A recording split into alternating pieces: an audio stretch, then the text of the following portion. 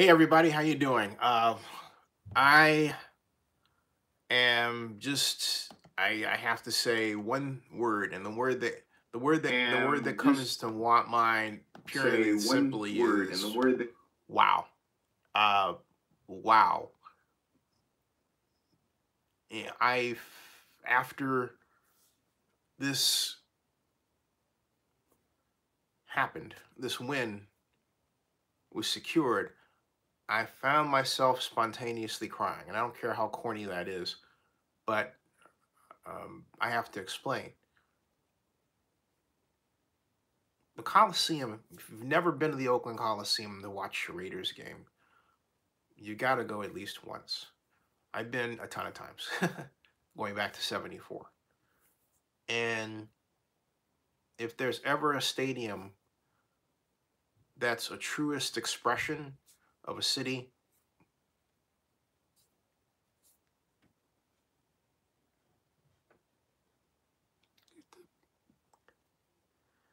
it's that place.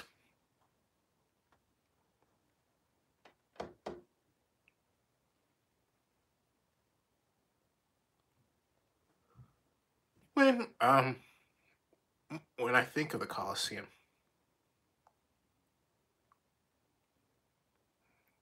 I think of it as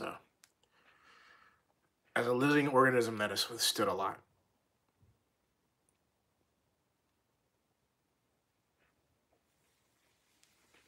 In 1996, we had the Loma Prieta earthquake, and I was coming back from Berkeley, headed to the Golden Bear to meet my clients at Adams Point. And this lady was saying, "Oh my God, there's an earthquake, big earthquake. The Bay Bridge has collapsed." And literally all hell felt like it was breaking loose. The one giant public facility that stood without a crack, without incident, was the Oakland Coliseum Stadium. And for all the criticism that it gets from people who are trying to engineer media so they can get a new stadium,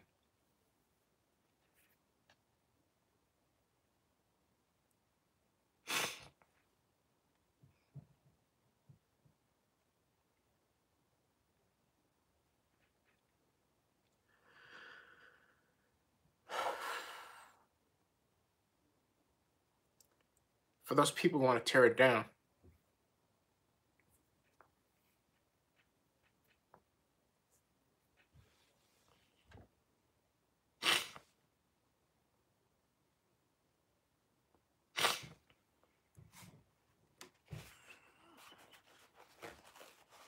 it produces an energy that, excuse me,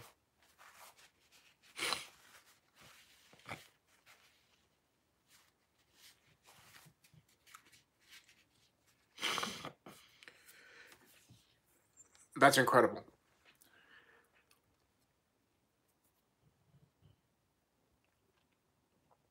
And as the Warriors are discovering, you can't replicate that. As the Raiders are going to discover in Las Vegas, you can't replicate that. And there's something going on spiritually that's keeping that team, the Raiders, there. Last year, the Raiders went out with a bang and a victory against the Broncos, a big win. And the thought was, oh, they're going to leave, they're going to leave. And through the wildest twists of fate, didn't happen. This time, same thing. But even a bigger win, okay? I was there when the Raiders won the AFC Championship and went to the Super Bowl against the Bucs. There is nothing. And I've been to other places. I've been to 9 Super Bowls. there's nothing but like the energy that reverberates in that place. Maybe it's the concrete. Maybe it's all that steel around there. But whatever it is, it worked its magic tonight. Okay? Blown up, you know what I'm talking about. It worked its magic tonight.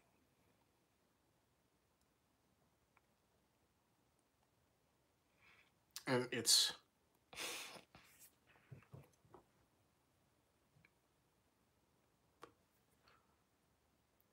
last time I was there for a Thursday night game, that's when we beat the Chiefs. Remember that? Wore the color rush uniforms. Place went nuts. You can't replicate that stuff. It's not just the wins, it's the losses, but it's the way the place is laid out and designed. It's human. It's on a human scale. Yeah. I don't think of it as a dump. To me, it's more like something out of Star Wars. You know, it's clean, but it's concrete. Everything's exposed. It's not fancy. Okay, it's like going to the rebel base. That's how I think of it. I think of it not as Darth Vader, but I think of it as going to the rebel base. And what an incredible win to get out of that. It's old school.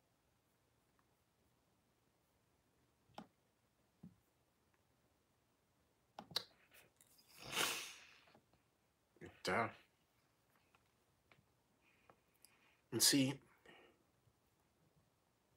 what happens in a place like that, you turn around, you see everybody rocking. Like that time Marshawn Lynch got up there, started flying, let his dreads fly and dancing and everything. And I was there for that. And you just, it's the energy that you just feel. It's like,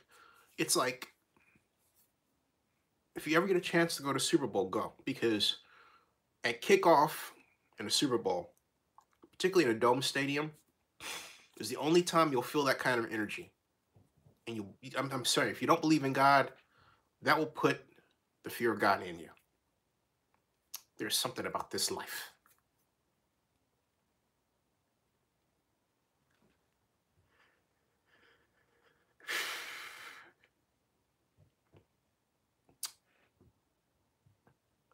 Excuse me.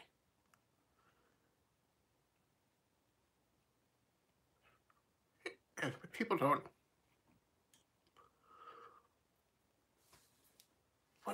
don't get is that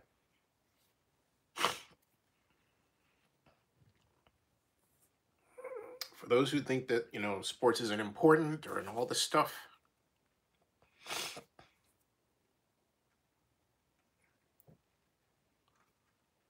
sports, particularly being a Raiders fan, particularly being an Oakland Raiders fan, in moments like this, it balances out everything. It makes going to sleep more comfortable. It makes getting up better. It makes you have different perspective on everything that's going on in your life. Okay? Thank you. And as ridiculous as that might sound, if it sounds ridiculous to you, then you just don't get what it means to be human. Okay? But I'm not going to criticize that. That's cool.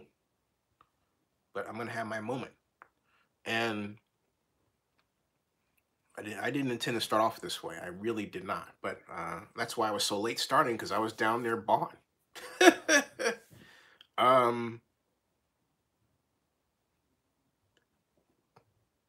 That was a special win.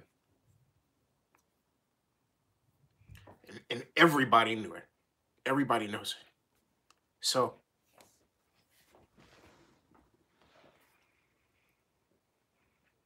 and it was a game, it was a close game. Look, Phil Rivers was 17 of 31, 207 yards, 2 touchdowns, but 3 interceptions. Boy, Eric Harris. Melvin Gordon was 22 of 108 yards. He was a pain, okay? But you know what I give the Raiders credit for in this game is coaching adjustments. They made coaching adjustments this time that were timely and effective. They didn't sit back in the same approach. For example, when Melvin Gordon scored, they were in a very loose defense. Okay. Hey, Bible study, how you doing? They were in a loose defense, too loose. They're basically playing an overshifted front with two linebackers back, and you're on the 8-yard line, okay? And you're basically giving the way it was set up, excuse me, they were on the 5-yard line. The way it was set up, the linebackers were actually almost standing at the end zone line.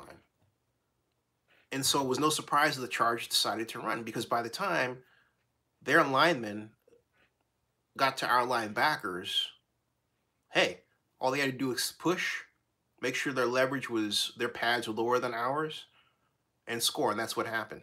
But the coaching staff didn't let that happen next time. When the Chargers got down there, they called a double-A gap blitz, and it worked. Carl Joseph got his loss, down for a loss, and it held the Chargers to a field goal. Okay.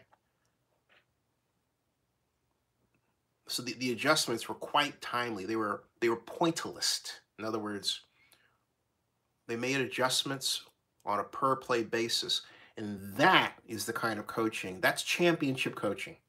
Okay, I'm not making any predictions beyond this. I mean, I'm of the mindset that, hey, I'm thinking about this, and maybe I can send them through the mail these ideas I have, because it's going to take that kind of effort to chip our way to a championship.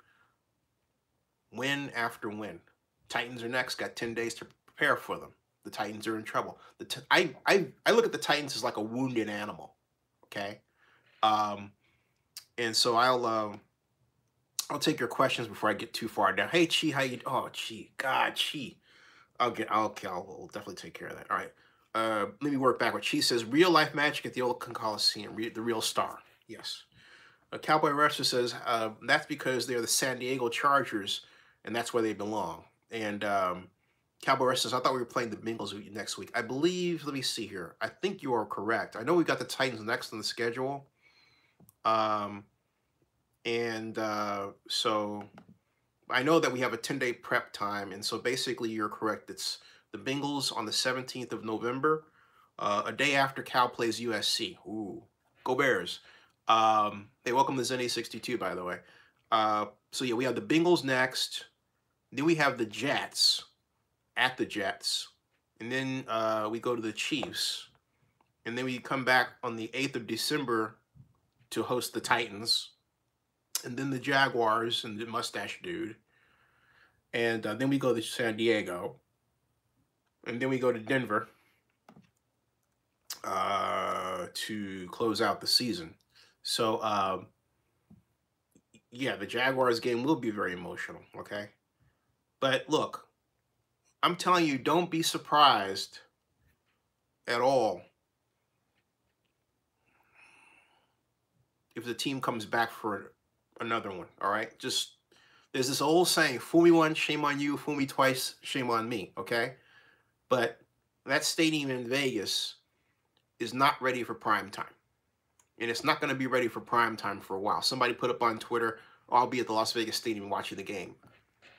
Game's, doggone thing's not ready, okay? So, and and something else too. Hey, Jack Bauer, how are you doing? All this bickering about stuff is childish, Las Vegas people, if they're really Raider fans, hey, Chi, thanks. She says, let's say the Raiders go really far and win the whole thing with the city of Oakland and enough money, people make the NFL to reconsider moving.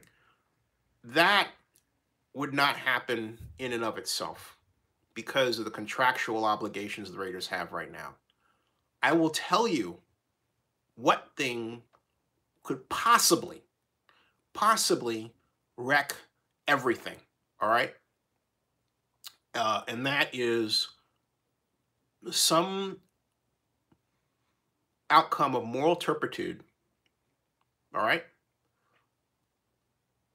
that is on a criminal level. Because if that were to happen, I'm just saying, I'm not saying there's anything, I'm not pointing to anything concrete. I'm just saying possible examples. Because if that thing were to happen, it would not only sink the sponsorship flow into the Raiders deal in Las Vegas, it would cause the current set of sponsors to pull. It would be a disaster. All right? That's the only way that would happen. And so you would have to,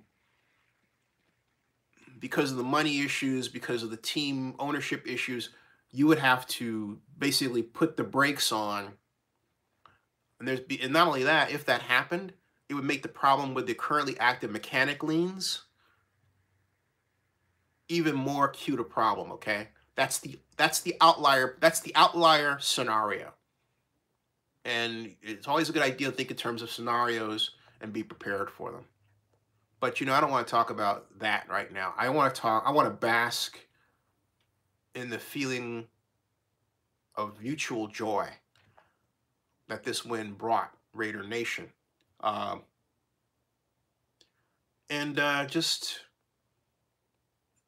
Just talk about how cool it is for a team to respond to a crowd and the fans, and then have that reflected back at them and then back again. Okay, that's what I want to talk about. Let me keep reading your comments here. I'm gonna go back and then catch my way up the other way, because you guys are starting to bringing them in fast and furious. Okay. Rolling Dove says, good evening. Hey, you doing? Eric Powell says, happiest time of my life happened in that stadium. Cowboy Rusher says, what an emotional night. Even the Chargers had respect for what was happening. Yep. Jack Bauer says, that was an epic game. Oakland is special. Rolling Dove says, beat the Titans. Rolling Dove says, I was there too. Rolling Dove says, people call the place a dump, but it was our dump. I will always love this place. Eric Powell says, it's old school and we love it. It's family. Rolling Dove says, I don't either. It is and was home to us. Isaac Serrano says, love watching your channel. Keep up the good work. Isaac, I thank you. Bible study, man, says, what a game. Go Raiders. That was an awesome game. Bible study then follows up with Raiders. Did well this evening. 3 interceptions tonight were awesome. Yeah. Noah Cahill says, Noah Cahill Sports Talk says, hey, you put San Diego Chargers in the title. I did? I sure did. Oh my gosh. I'll change that right now. I'm sorry. Because it's not going to render until I'm done with the live stream, right? So I'm safe. But you know what? Maybe I should have left San Diego in there. And you know what I'm gonna do? I'm gonna put San Diego / LA Chargers. I'm not taking San Diego out of the name, because there's people here. There are people here. I didn't even think about it. Which, I mean, look, I don't see them as LA. I'm sorry. I just don't. And I think there's a fair chance that you don't either, right? So, okay, so sue me. And thanks for the catch, by the way. That's hilarious. That is absolutely hilarious. I'm going to leave that title just like that. Beat San Diego / LA Chargers. That's exactly how I'm going to. Hey, thank you, Doug. I appreciate it. Thank you very much. I appreciate it. Really appreciate it. And boy, and I'm also really happy for John Gruden, because he's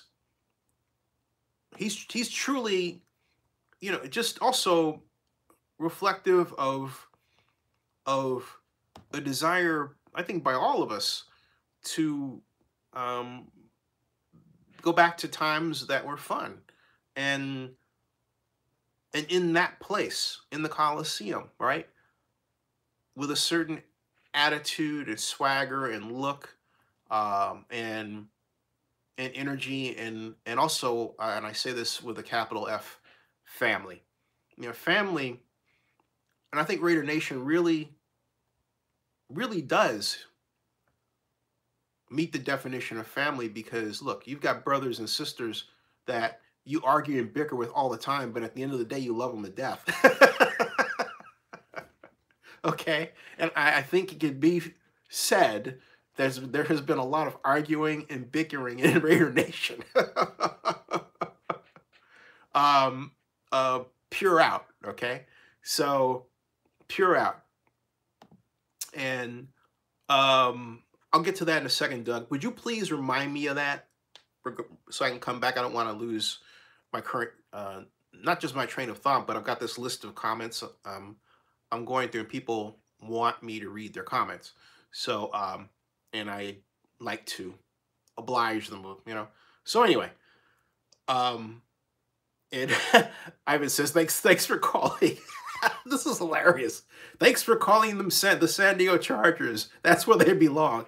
Yes, they do. They belong in a combined convention center stadium in downtown, and having a deal with San Diego Comic-Con to just get this kick-ass, you know, facility in downtown San Diego that Raider Nation can take over, right? Okay, that's America. That's the way America should be. So, and I want to repeat this one from Chi. Real life magic at the Oakland Coliseum, real star. Thank you, Chi. And Cowboy Wrestler says, I thought we were playing Bengals next week. Yes, we are. And I'm actually really excited to see the Bengals offense, as sucky as it is. And I'll explain why I say that in a little bit. That goes, okay, Filmatic Pro says, Los Angeles Chargers still doesn't sound right. No, it doesn't. It just sounds, it sounds what it is to what what Clippers sounded like when they first landed in LA, right? It's like, what? You know, it took that long. It's like, oh, come on, man. So, and I know the league is betting on that, but the league has a lot of money to lose that wasn't lost in the case of the Clippers, eh? So, Bible Study says Bengals going to go 0-16. And Phil Magpro says Los Angeles Chargers still doesn't sound right. Cowboy says Jaguars game will be very emotional. Yeah, and Bible Study says I will agree on that. Jack Bauer says we'll be in Oakland in 2020. Book it. Ding. She says, let's say the Oakland Raiders really go far with the whole thing with the city of Oakland and enough money, people make it the NFL to reconsider moving. And look, I think, again, I'm going to repeat that because it's a good statement to make, and besides, she made an investment, so I'm honoring that. We're too far along to expect a turnaround, except, again, in the case of criminal moral turpitude. All right? That's it. So that's under that way far out there, you know, possibility, because we're human beings, all right, is the only way this thing would be prolonged. But if that happened, it would kill the sponsorships, it would kill the sponsor flow, and it would cause the sponsors to head for the hills like that. I'm not kidding you, okay? That's the only way that would happen, all right? Just saying, okay? Just saying. Because as it is, you know, there's active liens. This thing is not coming out the way the Raiders want it to, because for two very simple reasons. A, it was rushed. B, it's underfunded, okay? Because they got the $750 million, they thought, that's it, and they needed the tax increment financing zone, which they allowed Adelson to kill, and then Mark Davis managed to chase Adelson away. And if Adelson was still involved in this, as I originally thought it would be, game over, man. You'd have gotten your palace, you'd have gotten your development around it, because Adelson would have been writing a blank check after blank check. Hey, unions need more money, no problem. It's a rounding error for Adelson. But that, you know, cash isn't there, because Las Vegas Sands, in the case of Robert Goldstein, their chief operating officer, had said they would cover all cost overruns. All right, think about that. Cost overruns and off-site infrastructure improvements. So the mechanics liens we keep talking about, you know what? Adelson would have said that. No problem. Here's a check. Or I think more in classic 21st century parlance, I just wired you the money, right? So, but doesn't have that. So let me continue.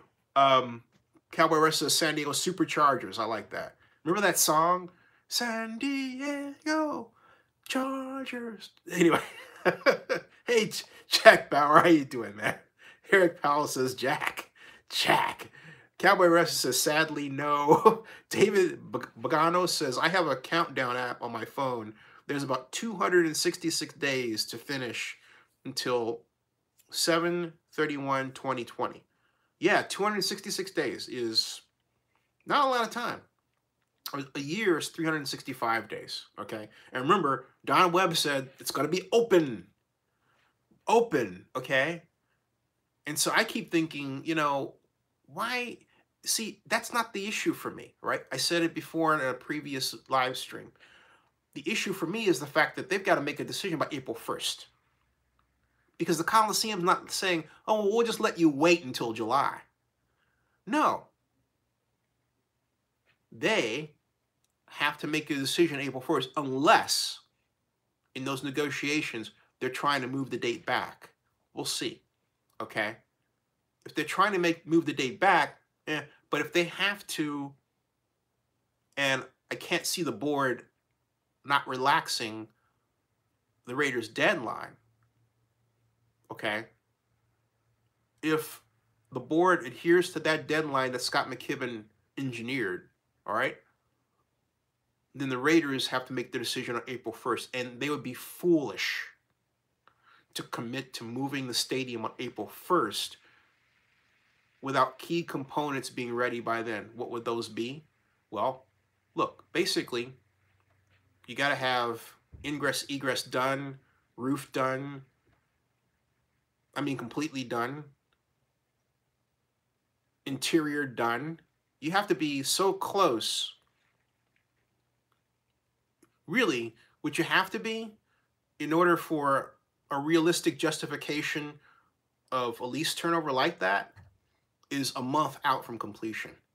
But to do that and you're 4 months out is nonsensical. And you've got a schedule that in all kinds of ways spells uncertainty. And then not only that, here's the big kicker, folks.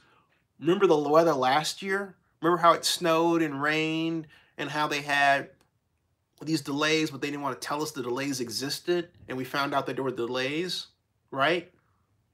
Well, hey, here comes the next season. And so far, they've had, pretty good luck. But they've got a situation now where you've got an open stadium hole. And what happens if that thing rains? What happens if you get like a 3-day rain and that tray fills up with water back there? I'm just saying it'll be a test of the drainage system. But do you want to put yourself under a time crunch like that? I don't. I mean, and I would hope that that common sense has overtaken hubris, and they say, you know what, just to be on the safe side, let's just stay in the Coliseum another year. It's okay. Everybody will love it, and we can cough up, $2 more million in rent. Now, there are people in Las Vegas that may not like that. But hey, look, you don't go around engineering deadlines around the construction of large-scale facilities you never built before that you don't have the money to get built. Because they're basically doing this. They're pushing the Raiders, hurry up, but they're not adding money to it, all right? And what money is being added to the project is cheap money. That's all I'm saying. So, all right, let me continue reading your comments.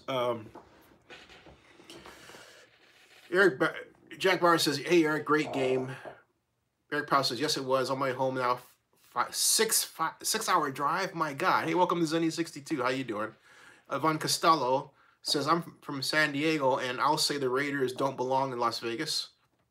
Jack Bauer says, well, worth it. Cowboy Wrestler says, what are the odds of the Raiders Chiefs getting flexed to the doubleheader time slot? Ooh, I'll check with the league on that. That's a great question. Jack Bauer says, Derek Carr is extremely mature. Isn't he, though? He's coming to a leader, And, I want to say something, too. Somebody on Twitter says, well, so what do you think?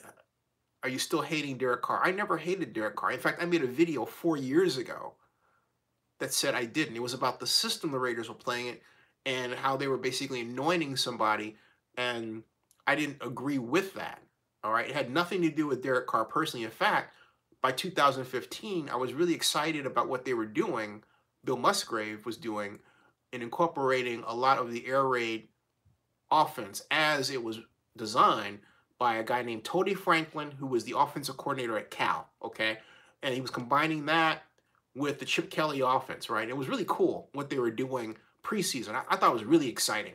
And I still believe that the best offense ever developed would include elements from Tony Franklin's offense, okay?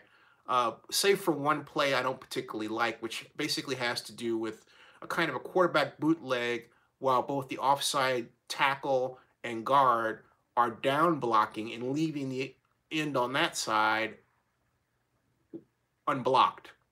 They did that against Jared Goff. I thought Jared Goff was going to have his head taken off. Just saying. So, Octavio, wait a minute. Stop the press. Octavio is here. How are you, Octavio? Octavio says, Raider Nation for life. How you doing, man? Great to have you here. Octavio's one of our pioneers, man. Wow, how's your son? Boy, glad you're here, man. So, Doug Davis says, love your show. Thank you, Doug. Glad you're here. Jack Bauer says, they should have never left San Diego. Agreed. Doug Davis says, where's the hubbub on the cost overrun? What's the hubbub on the cost overrun of the LA Stadium project? That stadium, because of the complexity surrounding its roof structure and its very unusual design, you know, but when all is said and done, it's going to see $6 billion. Okay, it's the weather, the quakes down there, and he says his voice is gone. His voice is gone. My tear ducts are dry. I can't cry anymore. Doug Saban says, you're my inside info. Hey, it's the basic problem is quite simply that they have to really readjust for the kind of seismic events that are happening down there and the time it takes to build what is a very complex roof structure. The good news is that they don't have money issues like Vegas has, okay? And I'm not talking about the naming rights of the sponsors. I'm talking about the amount of money that Mr. Kroenke has to draw upon, and he can simply use that and then say to the NFL, hey, I need a debt extension, and then get it. All right? So I don't put the Inglewood project in the same basket that I put the Las Vegas project in, all right? But Mr. Kroenke decided to do a very complicated build. He didn't do something simple. He wanted it 100,000 seats, and then he wanted this roof structure that no one had ever seen before and in a shape that no one has ever done before and will never do again. Trust me, in that shape, okay? You're not going to see that ever again. It's one of a kind. And so you have that. What does it mean? It means higher cost. Higher cost for materials, higher cost for time, dealing with weather issues because it's open air, dealing with seismic issues because, well, where you're at, right? Then you've got fire issues. And I don't know how that's the other thing. I don't know how the air is handling the construction around there. That's another issue. So, you know, they're up against it, but it looks like they're handling it. All right. But they're up against it. No question about it. But it's coming along.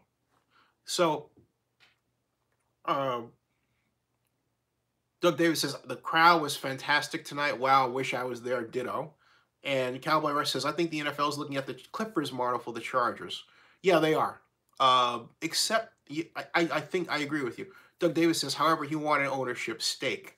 Are you referring to, because Kroenke owns his stadium. So that's not owned, if I'm not mistaken, yeah, Kroenke owns his stadium because that's not a bond, that's not a public bond issue, okay? There is public assistance money involved in terms of tax abatements, but that's a private deal. All right. Oh, Adelson, yeah, Adelson, that's correct. Adelson did want ownership. And what Davis did was basically cut him out of that. He wanted a percentage of the revenue, and Davis cut him out of that in the lease. And thinking that apparently he wasn't going to see it. So, wow. So here we, okay. John Carl says, Raiders, to which I say, Raiders. I said that when Josh Jacobs was drafted. If you have an opportunity on Zennie62, just type Josh Jacobs NFL draft, you'll see the interview. There's a, as he's coming onto the stairway, somebody's yelling, Raiders. That's me. That was fun. Ryan Abbott says, the name thing. Why do some owners keep the names like the Bud Adams kept the Oilers name because he was mad at Houston, but the Chiefs didn't keep the Texans or Ravens, the Broncos? Ryan, there's no one. It's a good question. The simple answer is that the reason for that is as different as the cities that those teams are in. There's, you know, these are all, when you think about it, when you study them, each one of these NFL stadium deals has its own very unique story.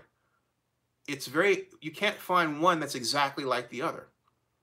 They all have their unique complications. Like, for example, Levi Stadium came about because Jed York didn't want the kind of deal that he was upset that San Francisco was taking so long. He felt the mayor, which is then Gavin, wasn't offering the public money he needed. And there was a $400 million bond issue that was parked down in Santa Clara that, if I'm not mistaken, a friend of his said, hey, you know what? We've got this bond issue. Maybe we can rework it for you. And so guess what? Off they went, right? And Gavin hasn't gotten over that since. Well, I think he has. He's governor now. But my point is that nowhere else in the United States are you going to find an example of that. Each one of these, you know, that's why when people talk about the financing for these deals, these instruments are different for the most part. In the NFL's case, there are two constants. Well, three constants. One is the increasing likelihood that the team and the owner will have private financing. The other, and the one that's the most common, of course, is a public-private combination, right? And then the all-public one we saw in the distant past, but you're not going to see that in the future unless we have a dramatic change in our homeless situation and we fund everything to where, you know, it's okay to, it's appropriate to spend public money on sports again in a dramatic fashion. I don't know if I'm going to see that in my lifetime again, but you know what? Never say never. So so there you go, Ryan Abbott. Barry Lee is here. All hail Barry Lee. How you doing, man? First man or woman actually, to buy one of my shirts. Barry says, hey, I'm still at work, but wanted to stop by and say hello, but I have to get back to work before I get into trouble. Glad you stopped by, sir. Glad you stopped by. And so, so we've got Sean Watson is here. John Akala, how you doing? James McClendon, how are you, sir? Good evening, Zensters. Hey, that's a term that I haven't heard in a while. We got to get back to that. Thank you. What's going on with a lawsuit? Hadn't heard anything lately. Right now, the short story basically is that, and I put this out in a video, but I will do a follow-up because there have been documents that have been exchanged. I'm on what's called Pacer, which is a network website for the court system. At any rate, what's happening is that the Raiders had to file their counter through the NFL to answer back what the city put in, and then the city will answer back, the city will answer back, and then the Raiders, and then the city, and then we'll go to March. That'll take us to March 6th, 2020, and that's where we are. In other words, there's nothing between now in March that's going to scuttle the deal, okay? There's going to be exchange of documents, and then the hearing will basically tell us whether or not this thing goes on or stops. But what's happening with all these exchanges is that the Raiders are being forced to answer and reform their argument because the city is basically reforming its argument. And when that happens, as I understand it, it means that the judge is giving the city of Oakland more time to hone and refine its statement, its argument, and that's a good thing. So that's what you're seeing. So you're not gonna get any kind of hey, emergency Christmas surprise. Okay, that's not happening. Not the way this is structured. So there you go. So anyway, Marlon Riggs says, was at the game, great crowd, voice is gone. God, I wish I could just have you on speaker so we can hear what your voice sounds like. Great game, Marlon. Sean Watson says, go Raiders, great win. Doug Davis says 2.5 was the estimate. Okay. Talking about 2.5 regarding billion overrun, something like that. Yep, that's if that's what you're referring to, I think we're closer to 3. But Rob Iman says Chargers need to draft the QB in the offseason. The Chargers need to restructure their entire offense because there were not less than 6 opportunities that Phillip Rivers had to run that if he were a Russell Wilson, this game outcome would have been different. Okay? So, or even a Jameis Winston, because Jameis Winston can run, and he started to run more often in the past 2 weeks. The Buccaneers just need a better defense. Oh, atrocious. Rob Iman says, Charge need to grab, I got that. Cowboy Rush says, right now, the Browns-Steelers is the premier game at that time slot for right now. Ah, okay. Wow, interesting. Boy, the Browns. What a blank, you know? Mason Riggs says, we got to win because of our defense. We did. 2 rookies playing defensive end. Cleveland Farrell, first-round draft pick, gets 2 sacks. Max Crosby, first-round draft pick. I believe got 2 sacks, right? I'm saying that. Let me check the stats. It was a signature win. Signature. Or as I would say, Ferris Bueller style, signature. Total yards. Okay, here's the breakdown. Total yards. The Chargers 315. The Oakland 278. Passing 200 for Oakland, 169 for the Chargers. Rushing yards, Chargers 146, Oakland 78, and that's what I'm concerned about. Okay, because yeah, defense made timely plays, but they came after key coaching adjustments that made this game the difference. But the fact remains is that we were getting hammered on the ground, okay? And that has got to be fixed. And you would say, how to fix it, Zenny? And my answer to you would be, we've got to stop playing on linebackers back so much. We've got to play more of a 70s style defense. Bring the defenders closer to the line of scrimmage. Have one gap calls and adhere to them. And John would say, we do have one gap calls, okay? But my point is that what we're not doing is we're not practicing getting off. Just all this thing about getting off the ball really fast is important. Getting off the ball fast enough so that, and having a pre-directed defense as opposed to read, so that if I'm supposed to be in the A gap, then my job is to get to the A gap before the offensive lineman moves in that direction, okay?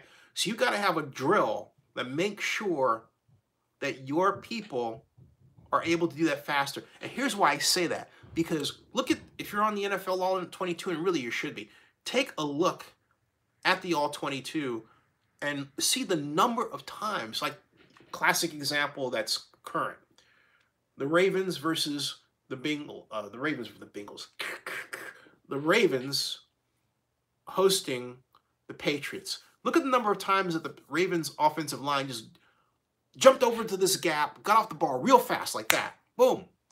And they left the Patriots gasping for air on defense. The Patriots were literally rushing to catch up with them on defense. The Ravens would snap the ball, and in an instant, they were already closer to their point of attack than the defense. You would say, well, that's the way it's supposed to be. But if you take a look at old Dallas Cowboys film, where the Cowboys ran the flex defense, where the rule was, hey, look, if I'm here, if I'm Randy White, defensive tackle, the late Harvey Martin defensive end, okay? And my assignment is to be up close over the lineman. I get as close as possible without going over the line of scrimmage, obviously.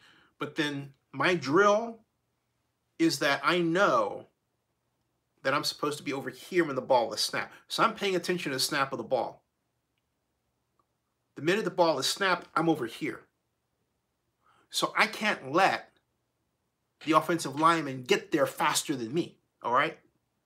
What I just told you, please, God, look at every film you can from the coaches, the end zone angle, and see and evaluate every single offense versus defense you can, and say, hey, look, how fast is that defense reacting, all right? Outside of the Cowboys, the fastest defense I've ever seen in that context, 2000 Baltimore Ravens. Not surprisingly, and I've said this before, that's one reason why they were great. 85 Bears, they were so powerful and fast that they quite literally wrecked offensive lines. But if a defense isn't coached to do that, it's going to be a long day. It's going to be a long day for them. So, rushing yards, I got that one. Average yards per play. Oakland, this is where Oakland led, 5.1 to 4.8. Points scored, we know the outcome. Fumbles lost, none. Interceptions thrown, LA 3, Oakland none. As Coach Gruden observed, Derek Carr took care of the ball very well today. Third down efficiency, Oakland 33%, LA 30%. So you can see how these little bitty differences added up to a win, right? It's a 2-point win, but you can see even statistically how these little bitty advantages that Oakland had added into the advantage of the scoring, right? Time of possession. This is one big difference, however, that's fascinating, because it was clear to me in the first half that the Chargers had the ball longer, but were doing less with it. They were turning it over. Time of possession. Chargers, 34 minutes and 10 seconds. Oakland, 25 minutes and 50 seconds. And penalties, oh my Lord. You know what I'm going to say. 12 penalties. 12 penalties. All right? 12 penalties. In fact, arguably, it's the 12 penalties that caused this game to be so close. Okay? So let me get back to your comments. So, Cowboy Wrestler says that the Chargers need to take the quarterback out of Oregon. I think that the Chargers need to get Justin Fields. Justin Fields is going to be a home wrecker in the NFL. You watch, okay? John Acala says, why didn't the Chargers stay in San Diego like the Raiders are doing in Oakland until a new stadium in Inglewood was ready? That had to do with poor negotiations, bad feelings, and basically a get the blank out of here attitude in San Diego. That's the short version. Patrick M. Blackman says, peace, everybody. Patrick, how you doing, babe? How you doing? Great to see you. Rob Iman says, Chargers will need to trade to land Herb or Tua. Yeah. Well, yeah. Unless they do a nosedive, which, you know, the way their outcome is this season, it's like, wow. The Chargers of last year, the difference between Chargers of last year and this year is that teams like the Raiders last year didn't have as big an effective, they had an effective offensive line, but they didn't have Trent Brown, okay? And they didn't have Richie Incognito. Those two additions have really incredibly improved the Raiders' offensive line. But hey, look, let's credit the growth of Dave Sharp as an offensive lineman. It's been fantastic, okay? But Trent Brown made Joey Bosa non-existent. You realize that? I mean, the only time that Joey Bosa did anything is when Trent Brown was on a reach block and therefore signed away from him. And so Bosa was left, you know, to roam in the backfield on a play that shouldn't have been called. Just saying, all right? Other than that, Trent Brown basically blotted out the sun for Joey Bosa. That was impressive. I mean, we didn't hear his name called. It's like, who? Huh? What? There's smaller bear and there's bigger bear. Is it Nick Bosa that's the bigger bear, or is it Joey Bosa that's the bigger bear? Oh, I forgot. You get my point? Just saying, all right? So, it says, once nobody comes, the Chargers will be sold. Cowboy Rest says, honestly, I don't know why Kroenke built a large stadium that size, giving LA no interest in football. Should have been something like Levi's. Cowboy Wrestler, the reason why LA Stadium is built the way that it is it's the NFL symbol of how it values the Los Angeles market today. Same with the Lakers and the Clippers. From a media standpoint, it's the size. LA's got 20 million plus people. And what that reflects is a television approach to NFL football. They're less concerned, in all honesty, they're less concerned about filling up the seats for anything other than the Super Bowl. They're more concerned about having this facility that on television looks like this major statement the NFL wants to make about what a stadium should look like worldwide. That's the idea, okay? That's the idea. And that's really the idea. Derek Powell says, nothing like going through the tunnel in the stadium. Everybody says, Raiders. Isn't that cool? Rob Byman says, the soccer stadium will be black hole south when the Raiders visit. Rob Byman says, the shape of the Ram logo. I love it. No one ever mentions that. The Clippers' new $1 billion arena they're building, how is that like the Chargers? They aren't building a stadium. Well, they're building an arena that they want to own. And again, it's a matter of wanting to own your own property to be able to sell it in the future. And also that property, if you own it or control the revenue flow, it significantly enhances the value of your franchise. For example, the Raiders right now, because of the revenue flow, they're definitely looking at being valued at around $4 billion when all is said and done and they get into Vegas. So that's the other reason for the move. But it's also another reason why they need to get it right and they need to mind their P's and Q's. Okay? So Mason Riggs says, did a pre-draft video of Jacobs. Where did he say? He said, did a pre-draft video of Jacobs. Mason said, 3 down back, celebrating Nashville Raiders drafted him. Great guy. Oh boy, were you in Nashville? Were you the dude that I saw at the Tim McGraw concert? Ryan Abbott says, I meant the Rams Stadium is in the shape of their logo, but it never bought it. James O'Clinton says it will be a dark Sunday when the Raiders leave Oakland for Vegas. It will be. Pellin says Oakland Raiders beat San Diego. Good one. You're welcome. I am not changing that. It says Oakland Raiders win big, beat San Diego / LA Chargers. I am not changing that. I love it. Oh my gosh.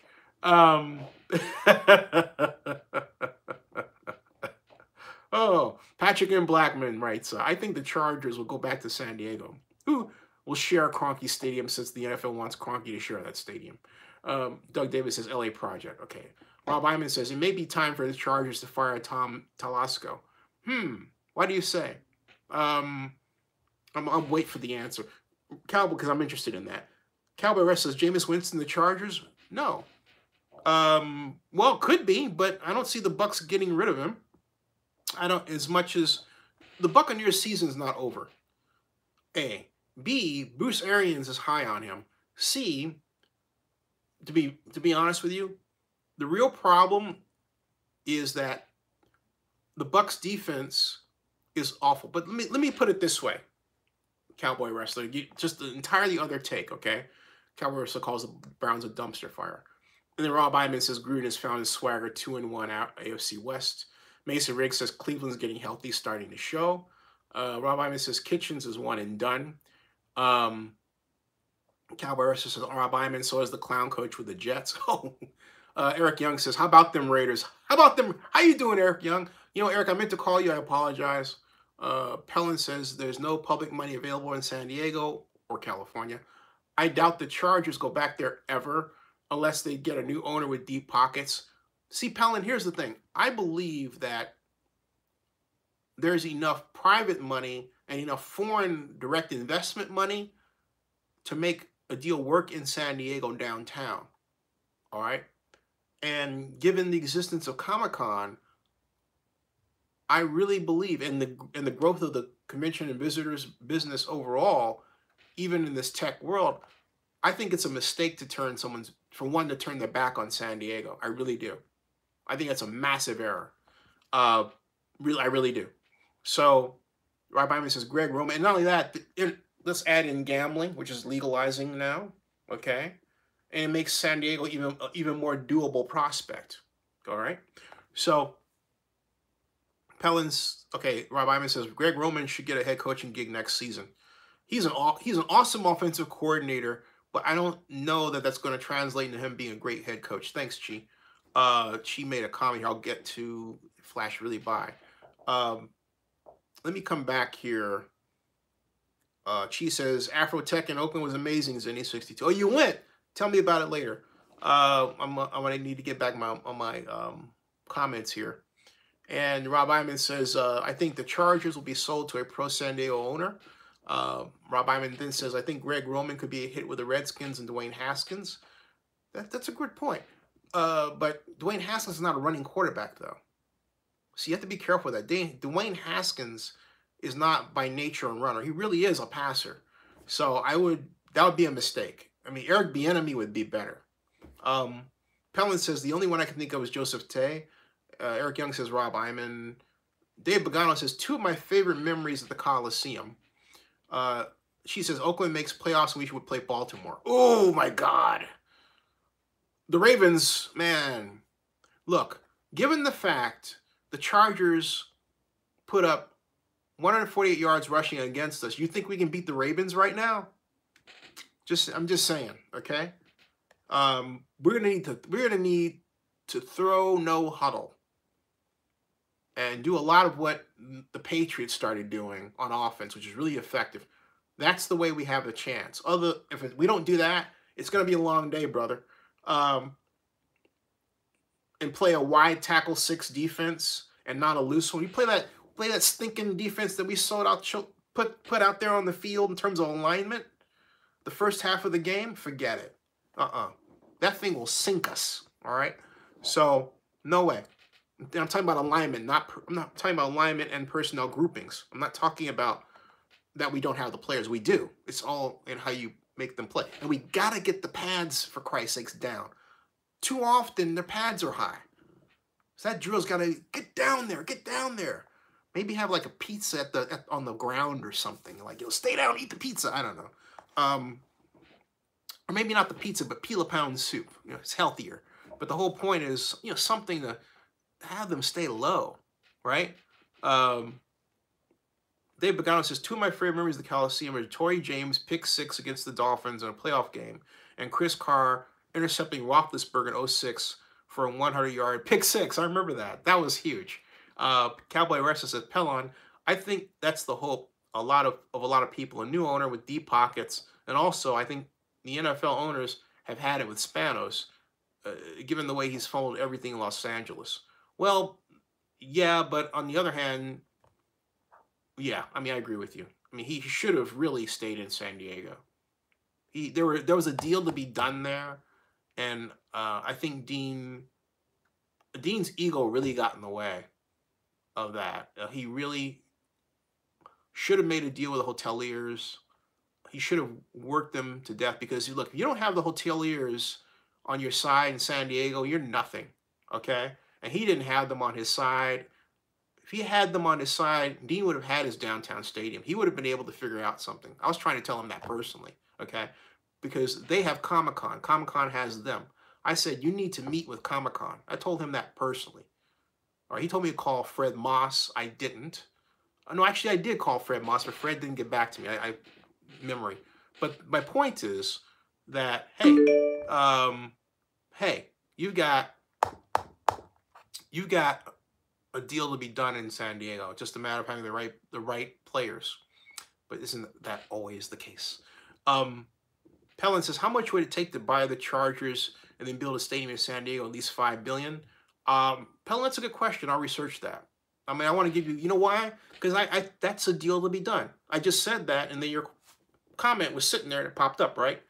I'll research that. And please ping me on that. Remind me by email. Eric Young says, I wish the Raiders were sold to a pro-Oakland owner. Yes. Eric Powell says, David, I was at the Pick 6 game. He does this. Pellin says, NFL owners need to kick Spanos out like an NBA owner did with Donald Sterling and MLB did with Frank McCourt. Except here's the thing. I like Dean. I met Dean at the Wilson cocktail party at my first NFL owners meeting in 1999. Dean was very nice. He, Katie Blackburn, and I were having this kind of fantastic conversation that really could have went on for hours. And to my detriment, I didn't keep up as well with them as I should have, but I still see Dean. And I think Dean's a great person, okay? Dean just wants what he wants. He is, I mean, look, you want to say he's arrogant? Fine, but I happen to like arrogant people, and I'm arrogant, so fine. That doesn't bother me. You know, he's a well-meaning person, and I think he gets a bad rap. He's, like I said, I like Dean. You know, that's it. So I don't think of, when I think of Dean, I don't think of a racist person. Okay, I just, he's never approached me in that way, and hey, he's never treated me in a way that was untoward, and that goes back a while. It's in 1999, right? That's just 1999, 2000. Jeez Louise, that's 20 years. Holy frick, holy. That's 20 freaking years. Oh, the time. Oh, my Lord. Chihuahua. Huh, my gosh. Okay, 20 years. I'm sorry, I just had a moment there. All right, anyway, Octavia says, my kids are great. Thanks for the shout out. The Coliseum was one of my best sports experiences. It only compares to when my country, Panama, played a World Soccer qualifier game. I remember that. Yeah, you guys were like rocking, man. You know, before I die, I want to go to one of those big soccer games. I really do. And Mason Riggs says, Raiders need to sign Richie Incognito. Yep. Cowboy Wrestler says, Pellin, I think they force Spanos to sell only if the Chargers in LA becomes a liability for the league and Kroenke. Mason Riggs says, versus Bosa. I think he was talking about when, yeah. Was referring to Trent Brown. But Ryan Abbott says, NFL owners want to bring back Antonio Brown and hire him now that he tweeted the NFL. I don't get the tweet thing. It never turned out good, it seems. I think, you know, Twitter is more for fans than the league. And the bottom line is that he is a very talented individual. He wants to play football. He's been affected by the Vontaze Burfict hit, no question about it. It's informed a lot of things that have happened to him. And the NFL's taken a lot of time on this investigation. Let's see how it pans out. I just pray that he realizes that he needs to get some help. And I think, you know, but he's crying out for help. That's how I take those tweets. I take those tweets as him crying out for help. As Rob Iman says, well, Pellin says, I agree, Cowboy Wrestler. And then Rob Iman says, Antonio Brown needs a psychiatric evaluation. Pellin says, Kroenke Land will be the NFL West Coast headquarters. NFL media offices and studios will be based there. And not far from YouTube creator space, which I need to pay a visit to. Eric Young says, I will still say Oakland Raiders regardless of what happens. I'm right there with you.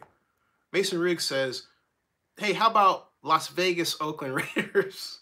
Just like San Diego LA Chargers, right? Or Oakland LV Raiders. That's perfect. Keep Oakland in the name. That's it. Keep Oakland in the name, okay? Doug Davis says San Diego was as short-sighted as Oakland's mayor. I don't know about that, Doug, because, and that's for debate, because, and I don't think the mayors in either case was short-sighted, but you have to remember, you have to remember where we are with this court situation, Doug. It's based on not acting in good faith. And both Oakland and San Diego lay claim to that.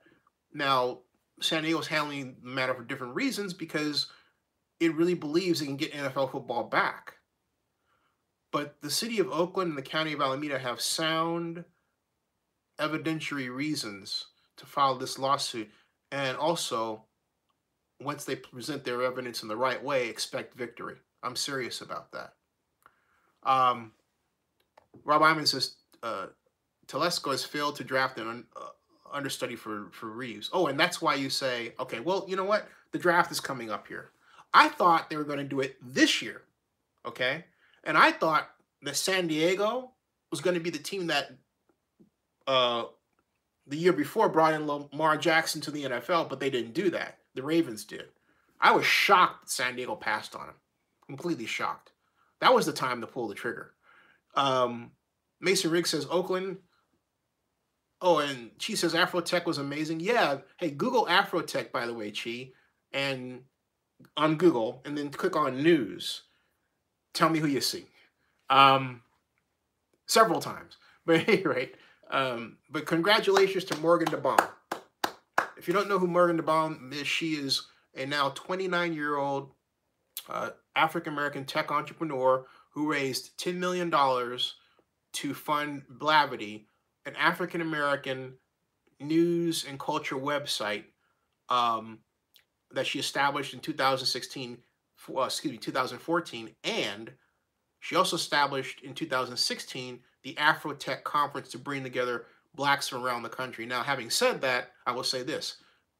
If you are white, Asian, Hispanic, Puerto Rican, okay, you can go to Afrotech.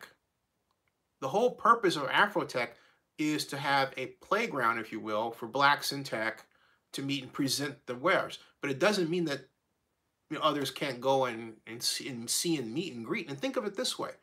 For all my life in tech, I've been in all white environments, or mostly white, right? And so why can't the white folks go to a black event and everything else? We'll all have our subcultures, enjoy them, okay? So go to Afrotech. It is going on Friday, Saturday, and Sunday in Oakland. You'll love it. You'll love it. Mason Riggs says Oakland's 20 sacks are their most through 9 games since they had 25 in 2013. Here's Josh Dubo Twitter. And she says, Oakland makes playoffs when you play Baltimore, to which I responded regarding the running game. Rob Iman says, Oakland would rematch against Houston in the playoffs. Wow. I think Houston's a team of destiny. There's something about the Texans that just makes me feel like they're just on the march. And that could be a collision course between two teams of destiny, right? Oakland and Houston. But then, of course, you have the Ravens. This is exciting. I'll tell you what, this is exciting. Doug Davis says, gotta love Max, though. Oh, Max is a baller, isn't he? I mean, he just gets, he gets those, I can't think of anybody to compare him to. Max is his own dude. Max is Mad Max beyond Thunderdome, right? Yeah, Mad Max. Playing like Mad Max, he really is. And wouldn't it be cool if the Raiders went to the Super Bowl with those rookie bookends? Wouldn't that be cool? In Miami? Oh, that'd be so sweet. Oh my gosh. Mason Riggs says, as well as staying low. Yep. Eric Young says, when I think of Panama, I think of Roberto Duran. Ditto. Ditto. Cowboy says, I heard the Seahawks were almost close to signing Antonio Brown. They signed Gordon instead. Yeah, Antonio needs to work out his stuff. Hunter S. Thompson says, I have no idea what that. Oh, Jigaboo. Hunter S. Thompson, are you referring to what I wrote about in Afrotech? Is that it? Gotcha. Thanks. It was. It's a Spike Lee thing. There's jigaboos and wannabes. Okay. You're just a jigaboo. A jigaboo is like a dark person, like me. A wannabe is a light skin. But see, in the case of Afrotech, I was writing that the whole thing about jigaboos and wannabes sort of turned on its head. That's another story for another time. Cowboy Rush says, I heard Russell Wilson was pushing the Seahawks to sign Antonio Brown. I think Russell truly wanted AB under his wing and set him straight. Yeah, which I think would have been great for him. Cowboy Rush says, Texans and Ravens next week should be a classic next week. Eric Young says, the Texans should be the Houston Oilers again. Agreed. Cowboy Rush says, I know this is controversial, but I think Deshaun Watson is slightly better than Patrick Mahomes. Yes, I said it. I don't disagree with you at all. I think Deshaun Watson is showing a technical ability that I think is unparalleled in the NFL. And he really, and if he's outside of Russell Wilson and yeah, I'll say it, outside of Russell Wilson and Jameis Winston, you're going to laugh, but don't laugh. I'll explain why. He understands how to dissect an offense, defense, excuse me, with his offense. Talking about Deshaun Watson. That's not to say he doesn't make mistakes. Now, Jameis Winston is not in an offense that's commensurate with his intellectual ability, okay?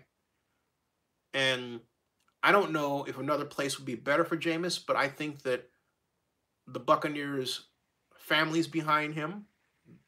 Talking about the Glazers, and the brain trust is behind him, and the fans who really get what he's been through are behind him.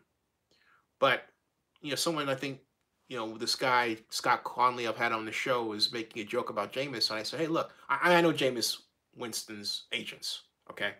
I know his attorney, okay? And through a combination of wanting to stay with what he thinks of as being black, all right, which is the classic, hey, I'm not going to go to Stanford. I don't want to make people think I'm better than they are, that sort of thing. Between that and not having the proper training, how to be a star in the South at any day, but particularly this day and age, and also just how to do basic things like, hey, when you take out a lady and you drop her off the next night, if you know what I mean, next morning, at least call her old-fashioned. Not text or something like that, but pick up the phone and call, especially after you've been drinking. Little things like that. If he were my son, I would make sure he knew. He wouldn't be in that kind of trouble. So, but look, how many quarterbacks have gotten through, these issues and problems? And then not only that, look at it. Here's something else too. Phillip Rivers threw 3 picks, and yet you don't hear people screaming about Phillip Rivers like you hear people screaming about Jameis Winston. And Jameis Winston did a lot better against the Seahawks than Phillip Rivers did against the Raiders. Think about it, okay? So he gets a bum rap. He really does. Dick Davis says, Ted Hendricks, who is Mad Max, reminds me of his long, sleek, and smart. Ted Hendricks is tall. And Eric Young says, school days. Eric Young says, Doug Davis. And Gonzo says, because Jameis is black. Yeah, and it's because he's black. And and there you go. I got through all your comments. Wow. And, all right, so let me pick up on one thing because it's closing on 2 o'clock. And I need to get some shut-eye. I went to the doctor's this morning. I've got to, in the interest of disclosure, I have to send out some specimens for cancer screening. So hopefully I don't have cancer. I've got to get blood pressure because my blood pressure is high. Start off at 1. Well, that first reading was bad because she didn't have the thing on, right? Okay. So my blood pressure is at 145. And so I'm a little miffed about that because I've been eating a lot of peel-a-pound soup. I haven't done anything. It's just this business I've been in is, in terms of getting clients, not for the faint of heart. And hey, this year, knock on glass, it's been really great. But I need to buckle down and go the fundraising investor route harder than I've ever had in my life. Because I know what this business now is capable of doing. And the system that I have works. So, yeah, that's what's happening. All that has to do with why I need to go to bed in a little bit. But what you get here, folks, if you've never watched this before, is you get candid talk, you know? If you're watching this, Coach Gruden, I gotta tell you something. I'm sending some plays to you, man, because I got a friggin' killer idea, dude. I mean, friggin' killer idea. You're gonna love it. Doug Davis says high blood pressure comes from nowhere. I don't know what you mean. Anyway, Calvert says Seahawks, 49ers, Monday night. Who you got? I got the Seahawks, man. I got whoa, wait a minute. Niners for the win. I am not going to bet against the Niners. No. Niners. They have the right buzzsaw offense. Now, here's the thing, okay? Here's the thing. If the Niners win, and I believe they will, it'll be close. So close, maybe 3 points, all right? It would not surprise me if the Seahawks beat them. But let's drill down into that possibility. If the Seahawks beat them, it will be with their quarterback running game, right? And their running game. And it would be off tackle. It would be, they have a devastating off tackle run, fake bootleg. And if the Seahawks decide to attack the 49ers at the edges, the 49ers are going to have a lousy game.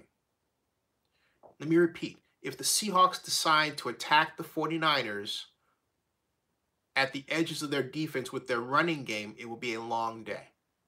They will not win. And the Seahawks will win by about 17 points. Because that part of the 49ers defense is susceptible to cutback running, which the Raiders don't do well enough at all. If the Raiders use cutback running with Josh Jacobs, there's a hint to what I'm thinking about.